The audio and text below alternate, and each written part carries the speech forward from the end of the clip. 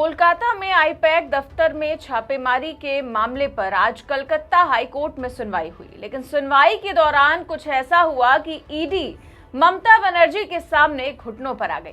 TMC की तरफ से जब आरोप लगाया गया कि ईडी के अफसरों ने आईपैक दफ्तर से सामान चोरी किया है, तो ईडी का कहना था कि सामान हमने नहीं उठाए बल्कि ममता बनर्जी अपने साथ लेकर गई हैं। एक तरफ जहां ईडी सुनवाई से बचती हुई नजर आ रही थी, तो वहीं टीएमसी ने ईडी को बहस के लिए मजबूर कर दिया। तो आज सुनवाई के दौरान कैसे आईपैक दफ्तर में छापेमारी पर हाईकोर्ट में जोरदार बहस हुई और कैसे दोनों वकीलों के बीच तीखी नोकझोंक हुई, बताएंगे आपको अपनी इस रिपोर्ट में। कलकत्ता हाईकोर्ट का आज का दिन किसी सामान्य सुनवाई जैसा नहीं था। ये सिर्फ एक कानूनी बहस नहीं बल्कि सत्ता बनाम संवैधानिक अधिकारों की सीधी टक्कर थी। एक तरफ प्रवर्तन निदेशालय यानी कि ईडी और केंद्र सरकार के प्रतिनिधि, दूसरी तरफ लोकतांत्रिक अधिकारों की रक्षा के लिए खड़ी तृणमूल कांग्रेस और ममता बनर्जी। अदालत का माहौल गर्म था, शब्दों में तल्खी थी और आरोप प्रत्यारोप इतने तीखे कि हर वाक्य किसी सियासी हथौड़े की तरह गिर रहा था। मामला आईपैक के दफ्तर में हुई ईडी की छापेमारी से जुड़ा है। ईडी ने वहां रेड की, लेकिन सवाल ये नहीं था कि रेड हुई या नहीं हुई। सवाल ये था कि रेड के नाम पर क्या क्या किया गया, क्या क्या उठाया गया और किस अधिकार से उठाया गया। तृणमूल कांग्रेस का आरोप था कि उनके राजनीतिक और निजी डेटा को निशाना बनाया गया, जबकि ईडी बार बार कहती रही कि उन्होंने कुछ भी जब्त नहीं किया है। और आज जब मामला कलकत्ता हाईकोर्ट में आया तो ईडी ने सबसे पहले सुनवाई टालने की मांग रख दी। ईडी की तरफ से पेश हुए अधिवक्ता एसवी राजू ने कहा कि जब तक सुप्रीम कोर्ट में इस मामले की सुनवाई नहीं हो जाती तब तक हाई कोर्ट में इस पर बहस नहीं होनी चाहिए। यानी कि जांच एजेंसी खुद अदालत में मौजूद होकर भी बहस से बचना चाहती थी, लेकिन तृणमूल कांग्रेस इसके बिल्कुल उलट रुख पर थी। टीएमसी ने साफ कहा कि वो सुनवाई चाहती है, बहस चाहती है और जवाब भी चाहती है। पार्टी की ओर से पेश वरिष्ठ वकील मेनका गुरुस्वामी ने दो टूक कहा कि हमारे अधिकार छीने नहीं जा सकते। उन्होंने आरोप लगाया कि ईडी अदालत को धमका रही है और जानबूझकर मामले को टालना चाहती है। गुरुस्वामी ने कहा कि जब किसी राजनीतिक दल को अपने निजी डेटा के जब्त होने का डर हो तो उसे डराना धमकाना शोभनीय नहीं है। हमें आशंका थी कि चुनाव से पहले हमारे राजनीतिक और रणनीतिक कार्यालय को निशाना बनाया जा रहा है। ये हमारे निजता का सवाल है, हमारे डेटा का संरक्षण होना चाहिए। ये सिर्फ एक कानूनी तर्क नहीं था बल्कि लोकतंत्र की आत्मा की बात थी। एक राजनीतिक दल का चुनावी डेटा, उसकी रणनीति, उसके कार्यकर्ताओं की जानकारी, ये सब किसी भी लोकतंत्र में बेहद संवेदनशील होता है। अगर जांच एजेंसियां मनमाने तरीके से ऐसे डेटा तक पहुंचे तो ये सिर्फ एक पार्टी पर हमला नहीं बल्कि पूरी लोकतांत्रिक प्रक्रिया पर हमला होता है। वहीं ईडी की ओर से जवाब में कहा गया कि जो दस्तावेज और रिकॉर्ड है वो संवेदनशील हैं और उन पर ममता बनर्जी का अवैध कब्जा है। ईडी का दावा था कि उन्होंने कुछ भी जब्त नहीं किया बल्कि रिकॉर्ड और डिवाइस खुद ममता बनर्जी अपने साथ ले गई। यहीं से बहस और तीखी हो गई। टीएमसी का आरोप था कि ईडी के अफसरों ने आईपैक दफ्तर से सामान चोरी किया, जबकि ईडी कह रही थी कि चोरी उन्होंने नहीं की बल्कि ममता बनर्जी ने रिकॉर्ड अपने कब्जे में लिया। Council was submitting that the matter adjournment will be they sought for an adjournment because the matter is pending before the Supreme Court. Then I took the point. I categorically I have said I am appearing on behalf of Mamata Banerjee as chairperson of the All India Trinamool Congress, not as Chief Minister of the West Bengal. Second, we have said blame has been given in this SLP special leave petition against the court. Third, we have said we are ready to proceed with the matter. Matter should be heard. Now almost court time is over. We have seen that from 3:30 the court time was there. Then the court has recorded that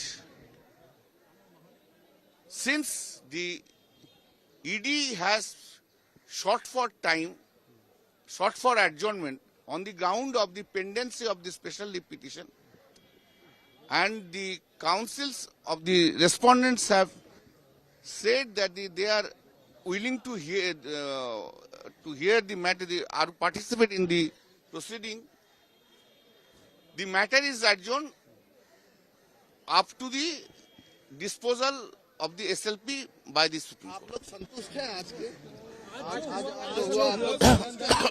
did he say that they haven't seized any document? Are you agreeing with it?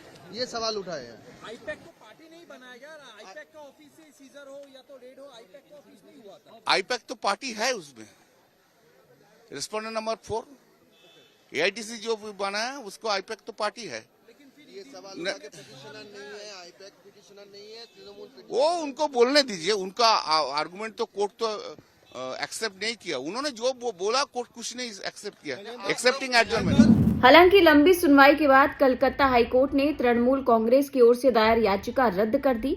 न्यायमूर्ति शुभ्रा घोष ने ASG Raju की ओर से दी गई दलील को record में लेते हुए मामले का निस्तारण किया और ED की ओर से दायर मामले पर भी रोक लगा दी। अब इस मामले की सुनवाई कल सुप्रीम कोर्ट में होगी। तो TMC और ED दोनों ने अलग अलग याचिकाएं दाखिल की थी। ममता बनर्जी का दावा था कि ED के अफसरों ने आईपैक दफ्तर से सामान उठाया, जबकि ED का कहना था कि सामान हमने नहीं उठाए बल्कि ममता अपने साथ लेकर गई।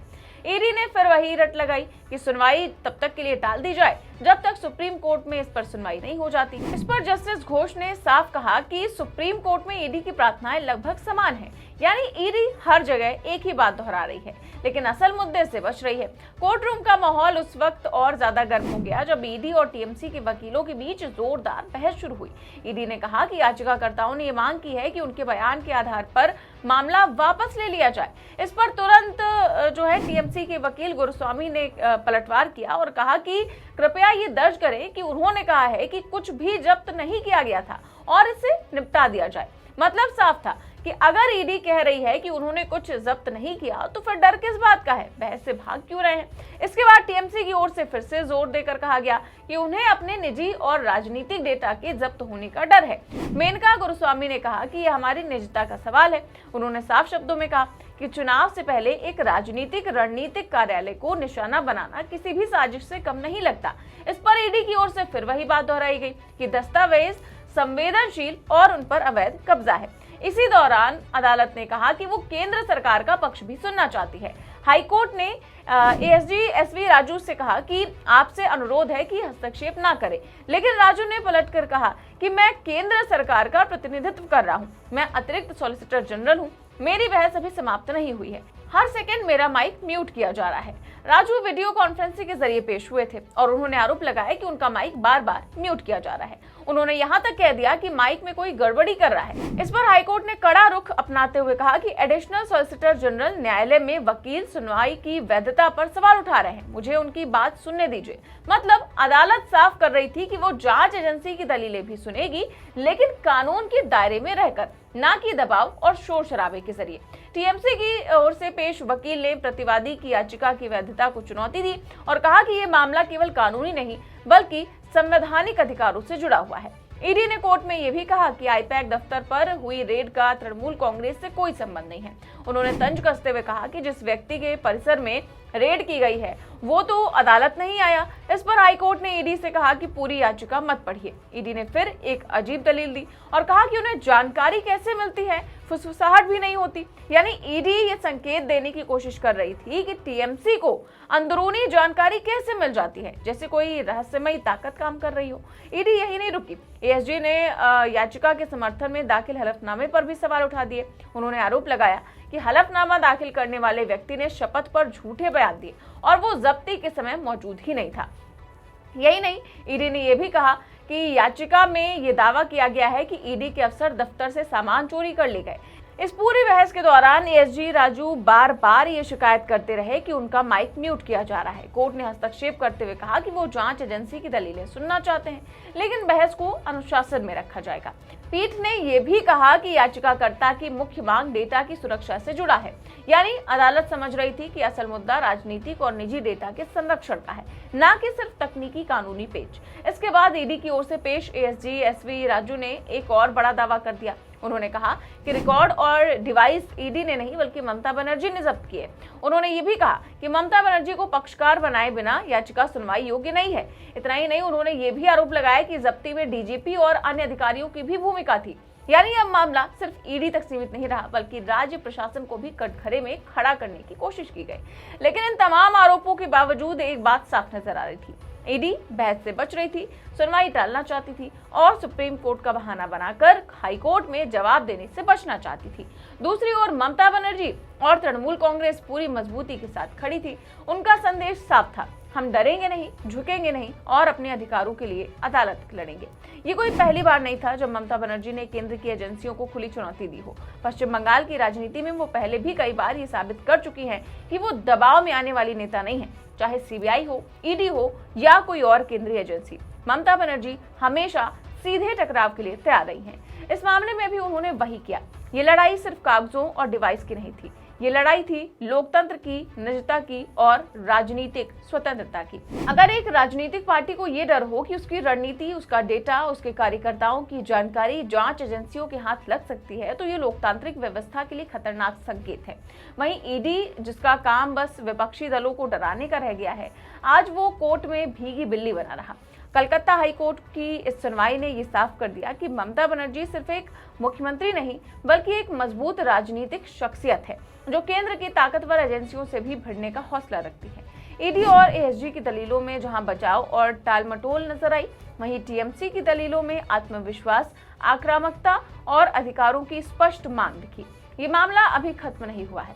सुप्रीम कोर्ट में भी इसकी गूंज सुनाई देगी, हाई कोर्ट में भी आगे सुनवाई होगी। लेकिन एक बात तो तय है कि ममता बनर्जी ने एक बार फिर साबित कर दिया कि वो डरने वालों में से नहीं है। फिलहाल इस खबर पर आपकी क्या राय है, हमें कमेंट बॉक्स में अपनी राय जरूर दें। चैनल को सब्सक्राइब भी करें और ज्वाइन भी करें। देश और दुनिया की तमाम बड़ी खबरें जानने के लिए देखते रहिए 4PM न्यूज नेटवर्क। नमस्कार।